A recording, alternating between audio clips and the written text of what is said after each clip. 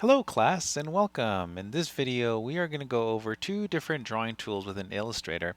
I want to focus on what is called the pencil tool and the paintbrush tool. They're both similar, that's why I'm combining them, but I'm also going to show you the differences between both of them. So what I have here is an open document. It's just letter size. I do have my Essential Classic uh, interface that I'm using just so that we can make sure that we're all on the same page. And here, what I want to show you where these tools are. For the pencil tool, it's located right here. It's typically hidden under the shaper tool. This is the pencil tool. And then the paintbrush tool is right here. Sorry, I double clicked on it. Paintbrush tool. So I want to first focus on the pencil tool. Now, if you have a stylus, a graphic tablet, you could definitely make use of this one because this is with this tool, what it does. I'm using my mouse right now.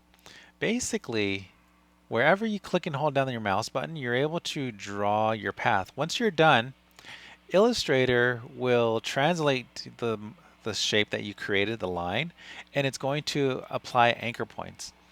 And it's trying to basically create a vector path based off the shape that you created. Now right here, one of the things that the pencil does is that by default it creates a stroke but does not create a fill. Now I do want to go into the options. If you double click on the pencil tool icon, click, you have options here. And if you're using a stylus up on top, this will give you either, if you move it to the left, you'll create more of an accurate drawing based off of the shape that you create. If you move it to the right, it's going to smooth it out. So I'm just going to leave it in the center where it's kind of like in between. So options that we have right here. I'm not going to tell it to fill in new pencil strokes because I do not want to fill. I just want the strokes. Now I do want keep selected turned on. You can see that it's still selected. This is going to be handy in a moment. I'll show you. You do have this option right here, option key, toggles the smooth tool, which allows you to smooth out your different strokes. But these other two options and with keep selected are really useful. Close paths with when ends are within 15 pixels. This is the default. I'll show you what this does. This is how you're able to close your path. And then this last one, edit selected paths.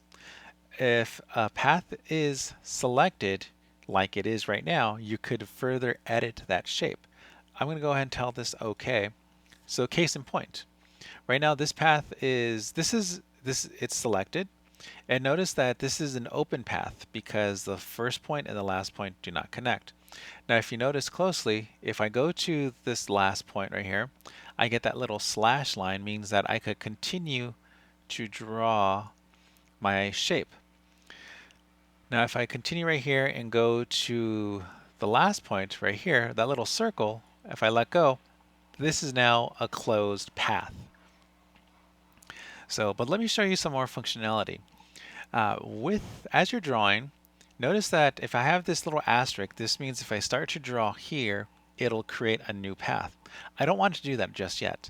But notice that as I go closer to my path, that little asterisk disappears. Because of the options that I have selected, I have select path, which it is after you create it, but then edit selected path means that as long as I'm going in the same curved direction, see I'm going to go up right here and go back to that shape, I'm able to re-edit this path. I'm able to draw it out. Say I want this actually to go straight right here.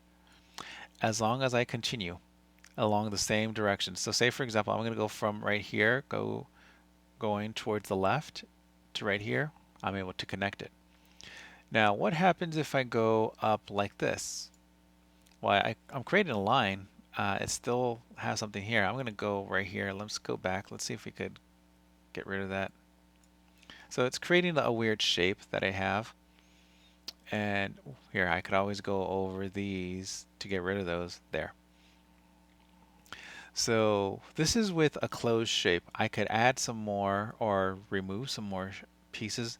Again, the important thing is as long as we're going in the same surface direction. So say for example right here, if I continue going this way, I could create some other piece right here and then come back around. I'm able to add that. But here, let's create a different shape. I'm just going to create a path. If I want to continue from this path, I could either continue right here, or if I go over here, and as long as I'm going in that same direction, I'm going to continue to add to this shape. Now I'm still continuing the direction, the path direction, but now that I'm right here, now what if I decide to go this way? You notice my entire path disappears, and this is because I'm going to undo to just show you. It's simply because now that the direction that I was drawing and the angle, it allowed me to edit it to this. So we want to make sure that creating your path that you follow the shape that you want. So I'm just going to go back and create something like this. So if I want to go right here and then come back around, now notice that I don't necessarily need to be exactly on my path, just relatively close to it, but I have to follow that same direction. Because if I go right here and just go upwards, all of this that I had over here on the left disappears. So this could be really helpful and useful. Now I'm going to deselect this path using my keyboard shortcut, Command Shift A, or delete, or I'm sorry, Control Shift A. This only works if your path is selected. Notice that this path isn't selected, so I'm not able to edit it. Though I am able to draw around it, it does not edit that path. So I'm going to undo Command Z or Control Z. I'm going to hold down Command or Control on my keyboard and select this path. Now that it's selected, and I could continue to edit that path. Now this is using the pencil tool. What I want to show you with the pencil tool, it's just using whatever options you have applied for your stroke. But with the paintbrush tool, it's very similar. I'm going to go ahead and switch to the paintbrush tool. Now by default, it looks the same. But while we're here, I already have a different brush selected. You are able to select a brush. I do have my brushes panel over here, and there are different styles of brushes. They are either calligraphy brushes. You also have some image brushes as well that you're able to apply. If you have a stylus, you could also use pressure sensitivity. So for example, I do have a stylus selected, but I'm using my mouse right now. You have like the touch calligraphy brush. So with this one, I'm just drawing and it just looks like it's one thickness. That's because I'm using my mouse. Now I'm switching to my stylus, and if I draw, it uses pressure sensitivity. So you're able to change the thickness or thinness to your stroke. Now I'm using my stylus right now. I just want to point out that in the brushes panel, on the bottom left hand corner, you do have a library. I'm going to go to artistic. I'm going to choose the chalk charcoal pencil, and you have different styles. I'm going to go ahead and select, I'll choose this one right here. And whenever I draw a path, it's going to apply that style. But one thing that I want to make note is that for many of these, I'm going to zoom in. These are actually an image of a stroke that's being applied along the length of my path. So if you notice, these are all the same stroke, but just of different length. So just keep that in mind. So these are images, they're not necessarily dynamic. Now there are some tools that are more dynamic that allow you to, say for example this one right here, which is this mop. Now you notice how depending on the angle that I'm using my stylus, it's going to create a different style of stroke. So some of them have some dynamic nature to them. But one thing that I want to point out is that with all of these strokes that I created, I'm going to go ahead and use my selection tool. I'm going to just select a couple of them. I could apply a stroke, a brush style on top of them. And this isn't just to this tool, this is to any path. So say for example over here, I'm going to deselect. I'm going to go ahead and create a couple of shapes. Let's go ahead and tear off this menu. I'm going to create a rectangle. Let me go ahead and just apply the black and white, default stroke and fill, a rounded rectangle, an ellipse. I'm going to create one of each, a polygon and a star. I'm going to go ahead and select them all. And I could apply a stroke, a brush style along the stroke. So these are all the same. I could change the color. What if I want these to be red? And let's get rid of the fill. So I have these right here. Instead of red, let's choose a dark blue. I could always change them. This is a stroke value of 1. I'm creating a larger stroke. So here, let's go back to, I'll go to 2. I could change the different values.